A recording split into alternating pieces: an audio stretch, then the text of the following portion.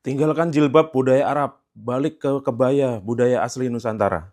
Sering kan mendengar narasi-narasi seperti itu, biasanya muncul di kayak Hari Kartini yang orang pakai kebaya dan lain-lain, hari kebaya dan lain sebagainya, teman-teman ya. Tahu nggak sih sebenarnya justru kebaya itu berasal dari Arab. Loh kok bisa jadi kebaya itu berasal dari kata kaba yang artinya pakaian ya, dari bahasa Arab, atau abaya. Itu sekarang kan masih dipakai juga itu. Istilah Arab abaya itu untuk pakaian longgar itu ya. Lalu juga itu kemudian diserap dari kita, itu dari bahasa Portugis yang dari Arab juga, kabaya.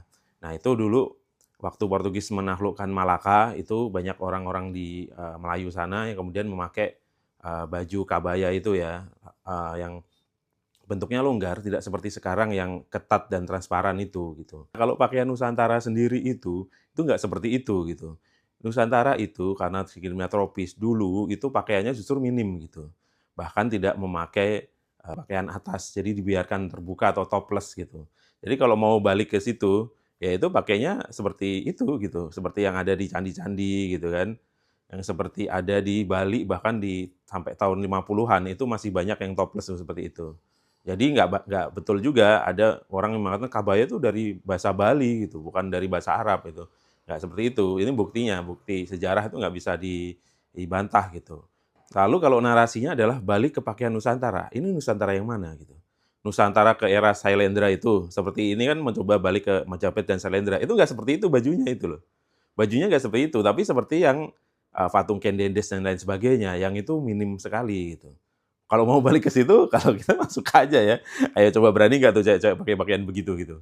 Bukan seperti ini juga perpaduan gitu. Justru Islam dulu datang ke Nusantara, itu salah satunya membawa budaya untuk menutup aurat yang minimal pakai inilah ya, penutup dada gitu. Dulu itu salah satu yang diajarkan Wali Songo kepada orang Jawa yang dulu juga toples gitu. Lalu dari mana sih sebenarnya orang yang coba membenturkan jilbab dengan kebaya ini? Ini menurut saya adalah orang-orang Islamophobia yang anti-Islam yang kemudian bersembunyi di balik budaya gitu. Karena sebenarnya kebaya dan ya memang asalnya dari kata Arab tadi itu ya, yang dulunya pakaian longgar. Makanya kalau kita lihat Ibu kita Kartini, itu pakaiannya juga kebayanya longgar gitu, masih islami lah ya, longgar. Lalu kemudian kalau kebaya dipakai dengan jilbab juga cocok gitu, seperti kata teman saya ini, cocok-cocok aja gitu. Lalu kemudian kenapa dibenturkan, ya ini tadi Islamophobia gitu, yang berbau Islam itu ditolak. Karena yang tidak, budaya luar yang tidak Islam tidak ditolak gitu. Mereka juga nggak pakai baju Nusantara, sehari-hari pakai baju barat gitu. Dan mereka fine-fine aja nggak pernah menolak budaya barat yang tidak Nusantara juga gitu, nggak pernah ditolak gitu. Karena memang sebenarnya mereka nggak suka Islam. Lalu kemudian suka nyerang cadar dan jilbab ya. Padahal budaya Nusantara itu ripu misalnya, itu juga pakai ini ya, pakai jilbab ini. Ini Nusantara loh sebelum ada NKRI. Lalu di Melayu juga ada lama segala macam dengan pakaiannya yang tentu saja Islami ya, karena terpengaruh Islam seperti tadi di Bima kan termasuk terpengaruh dari Islam gitu.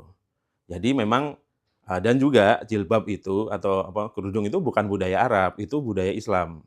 Ini makanya yang bukan Arab, misalnya Yahudi itu juga memakai jilbab, karena kan agama Samawi sama lah. Karena Timur Tengah dulu di era jahiliyah sebelum ada agama Same atau di Arab sebelum ada Islam itu juga nggak pakai kerudung gitu, dan berpakaian minim.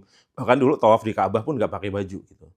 Nah, jadi itu teman ya. Jadi hati-hati dengan narasi yang ingin justru Islamofobik ya, membenturkan Islam dengan budaya yang justru kebanyakan ahistoris tuh, suka kebentur-bentur yang tadi itu. Jangan pakai kebaya itu Arab, wong istilahnya aja dari Arab gitu. Nah, menurut saya sekarang terserah ya, memakai baju itu adalah pilihan seorang personal, tentu saja berdasarkan budaya dan keyakinan. Karena budaya juga terbentuk oleh salah satunya oleh keyakinan gitu. Jadi tidak perlu kita bentur-benturkan, yang penting saling menghargai dan hati-hati dengan narasi-narasi yang kelihatannya budaya, narasi budaya ternyata sebenarnya narasi pemecah belah, seperti itu tadi.